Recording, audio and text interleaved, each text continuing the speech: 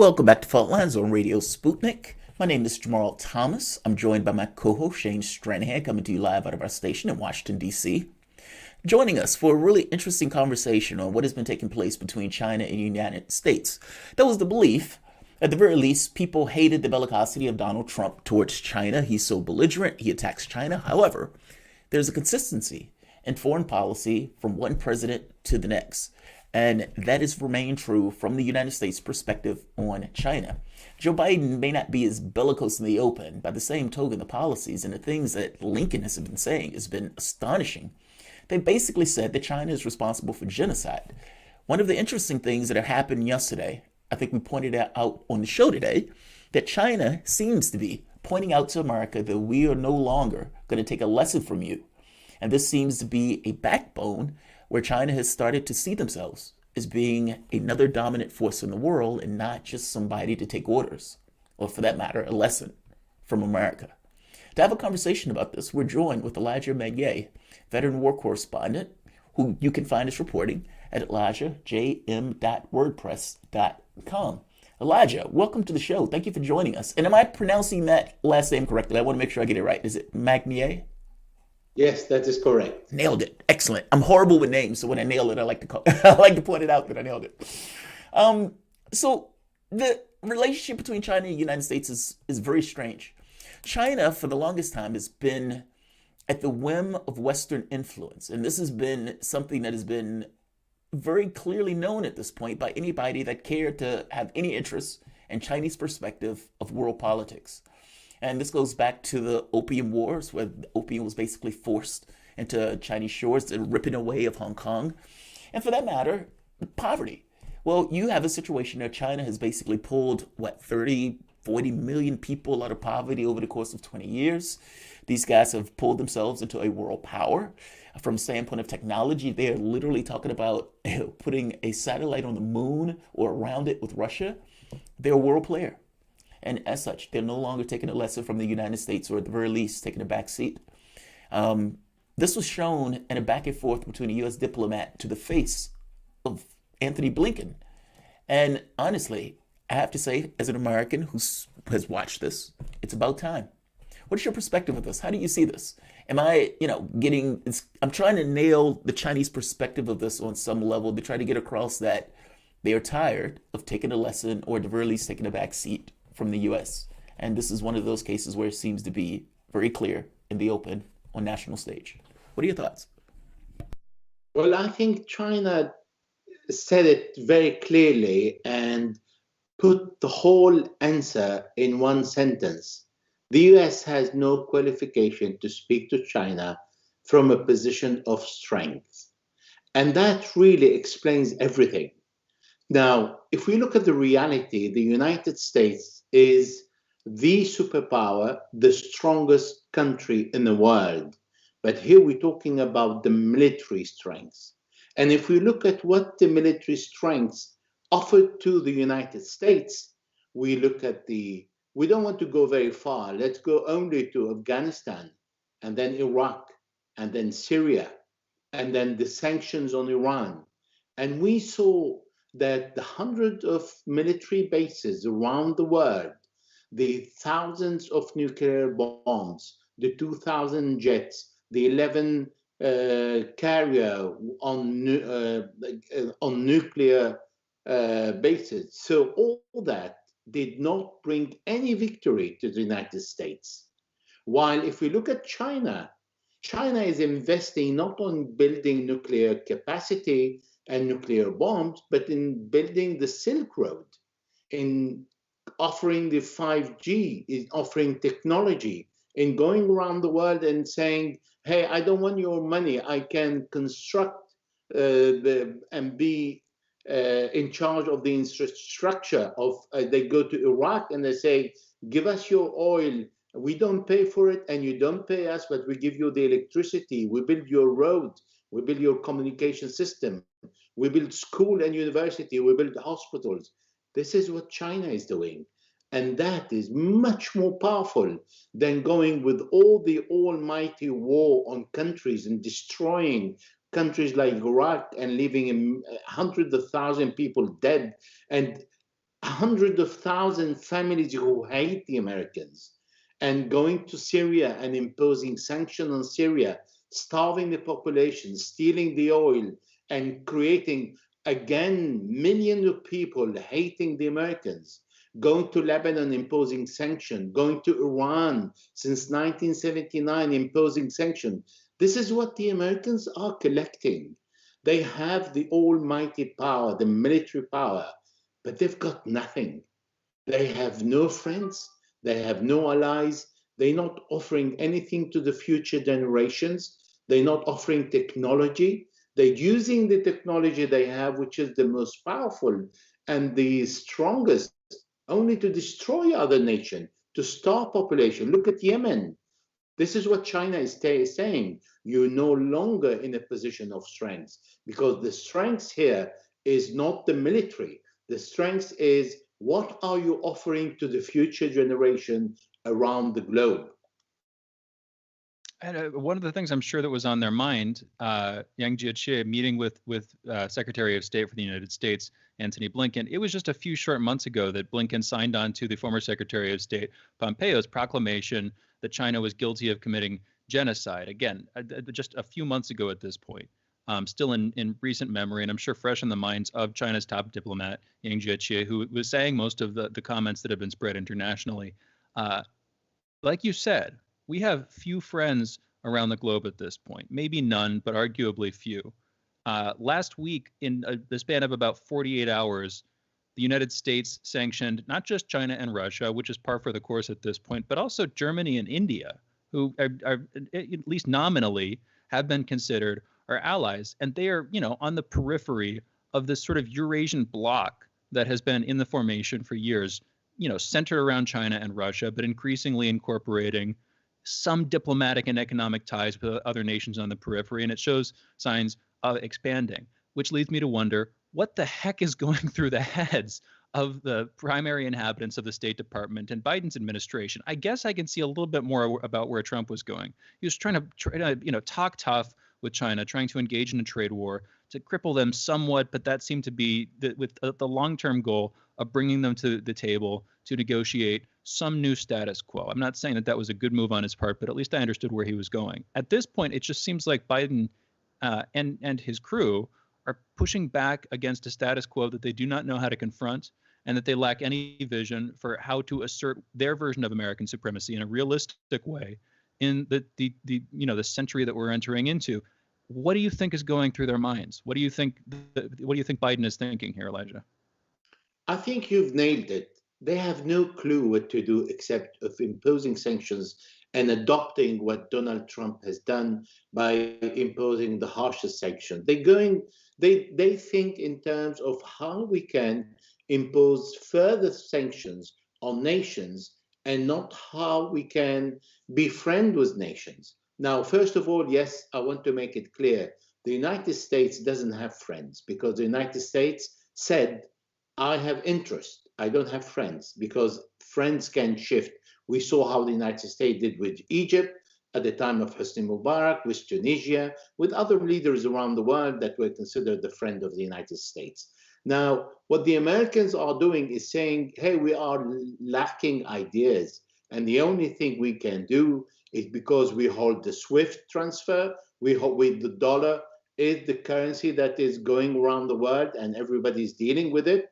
Now we can impose sanctions on country and on companies and on banks. And they're going to, as you rightly said, to Germany. They're going to India. These are supposed to be allies, not friends, but allies. So therefore, we see the lack of ideas the Americans are having in this administration, because they haven't invented something new to approach the world. And I think this is a point of weakness, is not points of strength. If the only thing you can show to your opponent how big your muscle is, that's really very poor. It depends. If I can be grotesquely cynical for the moment, I've always made the argument that there's no such thing as world law.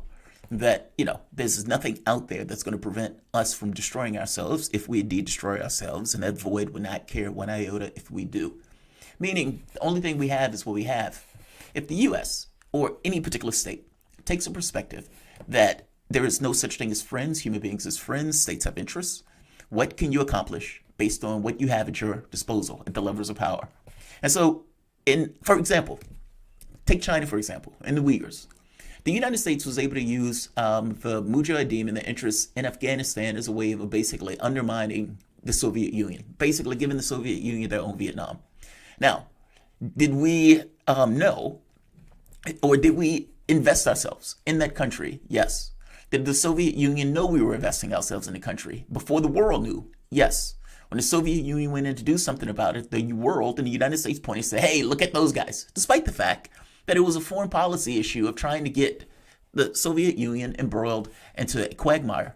The Uyghurs is something similar with this. This is a similar policy, whether it's sending people into Libya, sending people into Syria and saying, hey, look at all of those people. They're rebelling against the government of that country.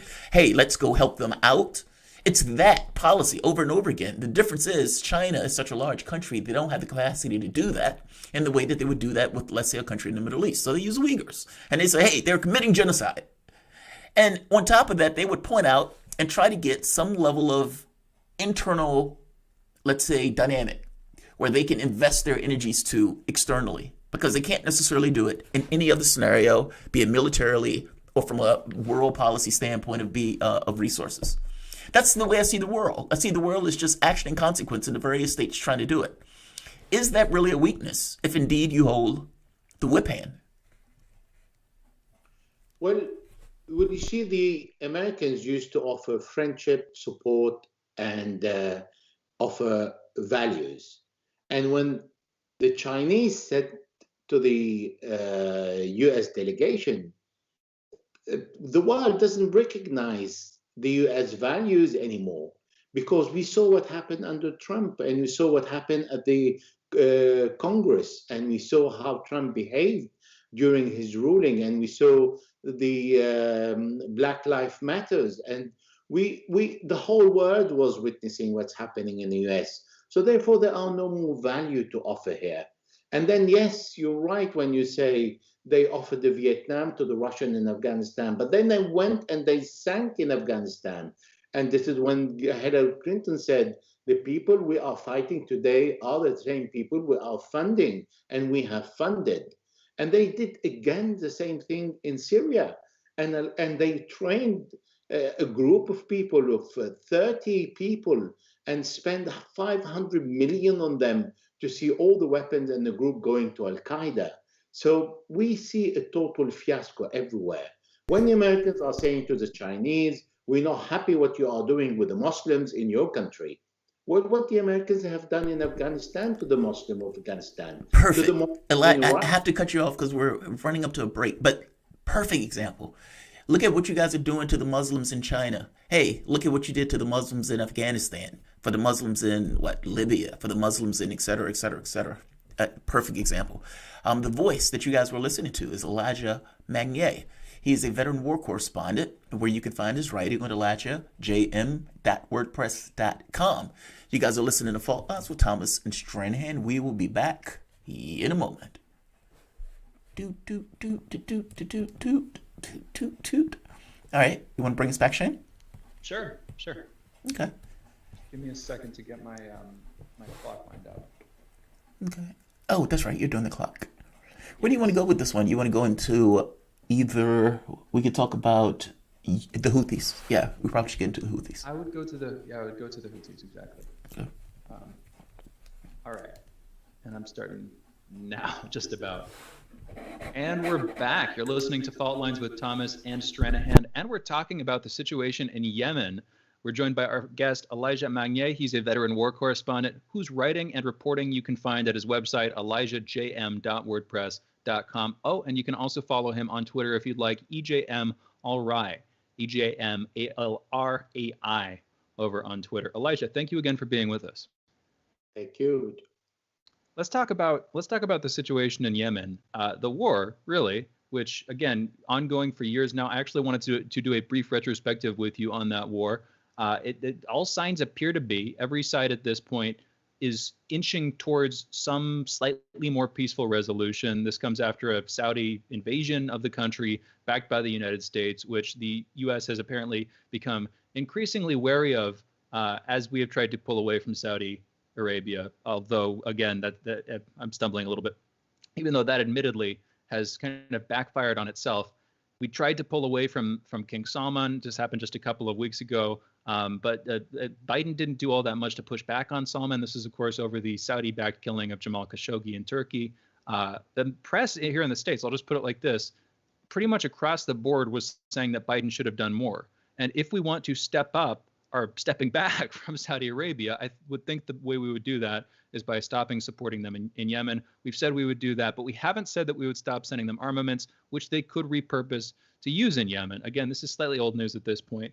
In the last couple of days, though, Antony Blinken has said that, and other Secretary of State memos have come out, all criticizing Houthi attacks. They call them Irani-backed or Iranian proxy groups attacking Saudi Arabia on their soil. Can you please fill this in for us? To me, coming at this from a sort of more naive American perspective, it seems if Saudi Arabia invades Yemen, and they're fighting primarily with the Houthi rebel group, the Houthi group in Yemen, wouldn't it be justified for the Houthis to strike back against the country invading them? What am I missing here, Elijah?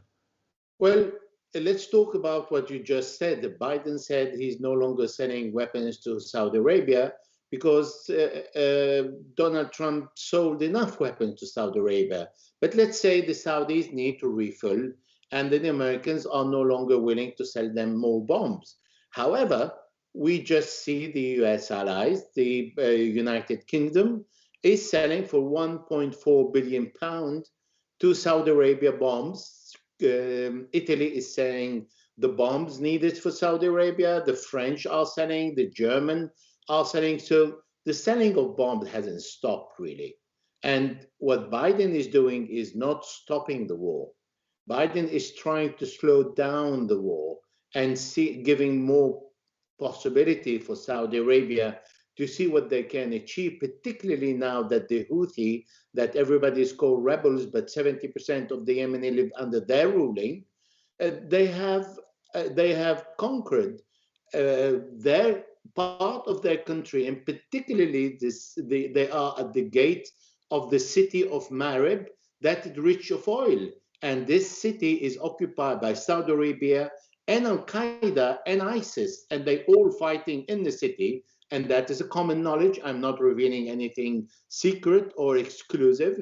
And the city of Marib has oil. And what's going to happen if the Houthi control Marib, the war is almost finished, because then they have the oil, they have what they need for transport and electricity and everything else, and they can continue fighting the Saudis and expelling the invader Saudis from their country. Now, the Saudis have been going on with this war for the last 6 years, starving Yemen, and creating the largest humanitarian crisis ever in the world. These are the words of the United Nations. And they do not stop bombing Sana'a. Even yesterday, they bombed the capital of Yemen, that is Sana'a. Therefore, we don't see any seriousness from Saudi Arabia, neither the Americans, to stop the war and to release the 14 ships and tankers that are in the water opposite the Yemeni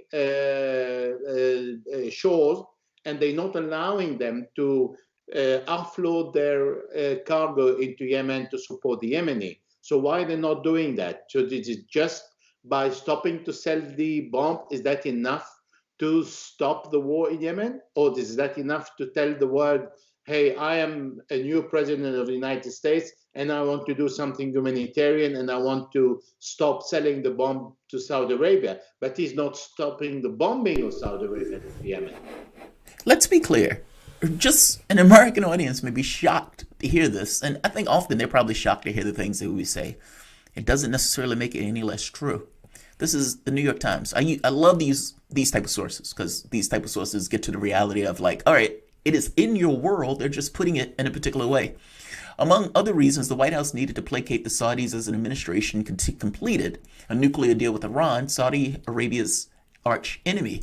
That fact alone eclipsed concerns among many of the president's advisors that the Saudi-led offensive would be long, bloody, and indecisive. Mr. Obama soon gave his approval for the Pentagon to support the impending military campaign. There was very little debate, very little conversation. Obama had other objectives that he wanted to accomplish, and he gave the Saudis his go-ahead. My point is, this is a U.S.-backed and supported war. And even under Trump, we found out that our forces apparently have been engaged in some of the operations in this in somewhat of a secret way.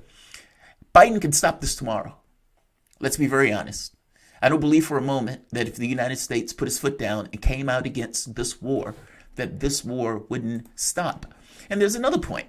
Saudi Arabia has to be possibly one of the most incompetent governments in the history of governments. They are number, let me see, 1, 2, 3, 4, fifth in the world in military expenditures per year. And they can't beat a band of what is continuously called, in the way that you put it, rebels. Are these guys actually rebels? Meaning, is Saudi Arabia that incompetent? Or are the Houthis just that good as a rebel force? What are we missing in this conversation? Something's missing here. Well, they are Yemeni. They're not rebels. They are rebels against the Saudi occupation, against the Emirates occupation. The Emirates said we're no longer fighting, but because the Emirates understood that if they continue fighting, they will be bombed as they were bombing Yemen. The Saudis are still insisting in bombing Yemen, and they are getting bombed, replied by the Yemeni. These Houthis are Yemeni. The Saudis are Saudis. They're not Yemeni. That what on earth they are doing in Yemen? The Saudis and the Emiratis are occupying a country, and the Yemeni Houthis are the citizen of the country defending their territory against the invader. I get that part. I mean, but even if that's true, it doesn't necessarily mean that they have, let's say, the military might. Like, for example, even if the Houthis are Yemeni defending their territory, fair enough. But Saudi Arabia is spending like $61 billion a year. Why can't they use that military to their ends to beat what seems to be a very extremely poor country? That's all I'm getting at. It seems like for the military might that they have at their disposal and the weapons they've been buying all of these years and storing up, there's a level of incompetence there in having that much military capacity, but that inability to use it. That's what I'm getting at. I don't believe for a moment that Yemen or the Houthis have that much military capacity at their disposal against the amount of money. Saudi Arabia, what, $61 million or $61 billion? I don't believe that they have that much military might. That's kind of what I'm getting at. Saudi Arabia don't seem to be able to use the weapons at their disposal to accomplish their objectives. Or the Houthis have been extremely good at using what they have at their disposal, the little resources they do have, to basically maintain and take back their territory. That's what I'm getting at. Does that make sense? It makes a lot of sense. And allow me, if I may, to give you an example. Since 1979, the Americans imposed sanctions on Iran. They forced Iran to be self-sufficient. In 2015, Saudi Arabia declared war, supported by the US, Canada, Great Britain, France, Italy. The whole world supported Saudi Arabia. And they failed. Why? For a simple reason. You can't fight the people of the earth. You can't find the people who belong to the ground. This is a Yemeni territory, and the Saudis are invaders. Invaders never won, never ever. Look at the Americans with all their strength in Afghanistan, in Iraq, in Syria, everywhere. They haven't won. Even they are strong because they don't belong to the country. And this is why Saudi Arabia is going to fail. And the Yemeni, it is their territory. So as long as they are the people of the earth, the people of Yemen, fighting an invader, they will not lose. Many people will lose their life, but they will not lose their land at the end of the day. If it is not them, their children, they are continuing fighting. And they're pushing the Yemeni to invent, to produce new bombs, to defend themselves, to retaliate. They don't have an air force, but they have missiles. They were forced to produce missiles. They don't have the satellites and all the intelligence services supporting them, like they are supporting, like the world is supporting Saudi Arabia, but they have drones and they have armed drones and they don't hit civilian targets in Saudi Arabia. They go and hit the oil, they go and hit specific targets, while Saudi Arabia is hitting markets, is killing population, is hitting cars driving in the street in Yemen. That is the difference. Well, and let's be specific here. I mean, part of how the Houthis have been able to fight off Saudi Arabia is they have the backing of Iran. And I mean, please correct me if I'm wrong, but it seems like Iran is effectively supporting the Houthis in their, I wouldn't even call it a rebellion exactly, but in their attempt to stave off a Saudi-led invasion, backed, of course, strongly by the West, backed, of course, like you said, by the United States, by Canada, by France, a Saudi-led invasion of the country. It seems like a lot of this revolves around the aftermath, all of it revolves around the aftermath of the Arab Spring as it came to Yemen. Can you please talk about President Hadi, what he was pushing for, what he was pursuing, why there was this strong backlash against him? We've only got a couple of minutes, Elijah, but please get into it if you would. The position of Yemen is extremely powerful and strategic for Israel, for the United States, and for Saudi Arabia.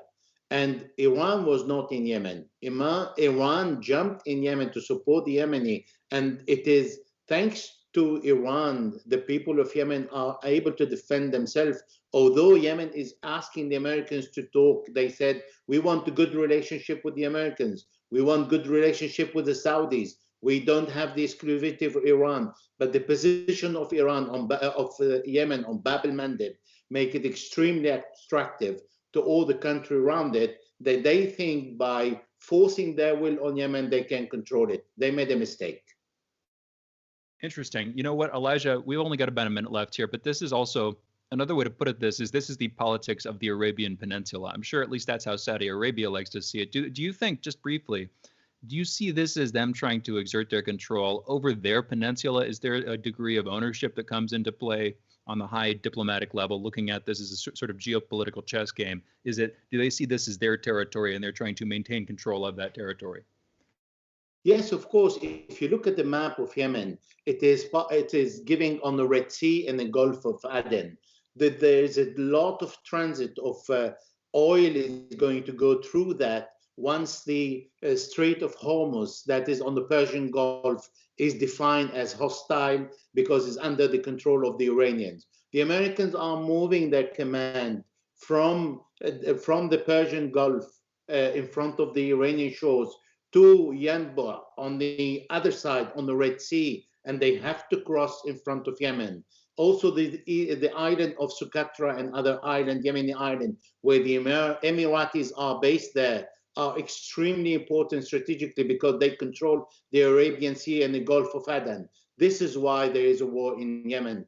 So not just a tourist spot. And I don't mean to unnecessarily make it superficial, but Socotra, known for its intense ecology, but also, like you're saying, an immensely important strategic location. Elijah, we're out of time. Thank you for joining us. There you go. Absolutely. For those listening, that was the voice of Elijah Magnier, veteran war correspondent whose reporting and writing you can find at elijahjm.wordpress.com. You're listening to Fault Lines with Thomas and Stranahan. We'll be back in a minute on the other side of this short break. And Andre comes in, the world is good. Absolutely. Yes, those are not, by the way, that's not actually our yeah, that's not official. That's just a little bit. Anyway, Elijah, thank you so much for taking the time this evening. Well, I enjoyed it, really. Good to hear. No, thank you. I appreciate it. Yeah, very informative. It's, yeah. All right, guys, I'm going to say goodbye. Shane, thank you very much. And I'll talk to you in a few. Okay. All right, guys, I want to say thank all of you. Let's see. Oh, there are people here. I didn't know there would be people here for this. Sometimes with foreign policy stuff, people are like, it's like, dude, I don't care about the foreign policy. It's like, dude, eat your peas. This is a fascinating topic, though. And from the standpoint of what Joe Biden could do, he's just not doing it. And I tend to agree with Elijah that he is basically just kind of using this as a way of putting it off. For example, think of like Israel and Palestine. Yeah, Israel and Palestine. The United States would take the position that we are backing peace. We believe in peace. And they would say that. Anytime you ask them, they say, we will believe in peace. That's what we believe in. We firmly, strongly, and entirely, without equivocation, believe in peace. Now, real terms, is the United States believing in peace? And are they really representing the interests of peace in the way that they go about their affairs, especially with this kind of full-throated backing of Israel, regardless of what Israel does? Of course they don't. I don't have anything to add to except that YouTube ran an hour-long advertisement. No way. No, they didn't. I'm not going to watch that. So here's 3. Yeah, dude, don't watch that. Don't watch that. Don't watch that. Never watch that. Never watch that. Yo, Fault Lines is going hard, cuz. Keep it going and split this with Shane Boogie. I don't know if it's possible to do that. I'll just have to. I bought Shane a camera. We're even. We're even. That one was from you, Warrantainment. All right, guys, I'm going to end this. And you guys are going to see me because I have a few shows that I want to do this evening. Silence Valence. Have you heard of WholeWashington.org? They're trying to set Medicare for all on the ballot and need volunteers. Maybe you can have them on your show. I will look them up. WholeWashington.org. Yeah, I'll look them up. Silence Valence. I got Shane. I'm glad Shane got a camera. No, well, this was a while ago, right? So I think it was a camera. It was either a camera or mic. It was one of them. I think it was a camera though, because he has some better. His mic is phenomenal. No, but fuck it, we're even or something like that. So we're good. But all right, I'm gonna hit him up, Silence, and I'll see what they say. Hopefully they'll come on. All right, guys. And by the way, we were able to. This was Shane's idea, the Ninja something, OBS Ninja. And so it allows this kind of way of hooking into a person's camera without it necessarily going immediately through Skype. There's a lot of stuff with OBS that you can kind of use that work around. And man, that opens the doors. It creates a complication because you have to explain it to guests if you want guests to be able to use a faculty like that. By the same token, it still allows for faculty like that. And not all guests are going to bitch at, having to do one extra thing in order to do it. So, badass. All right, guys, I'm going to say like, I'm going to say share, and I'm going to say subscribe, and I will see you guys, I don't know, maybe 30 minutes in an hour or so. Thanks all. Bye-bye.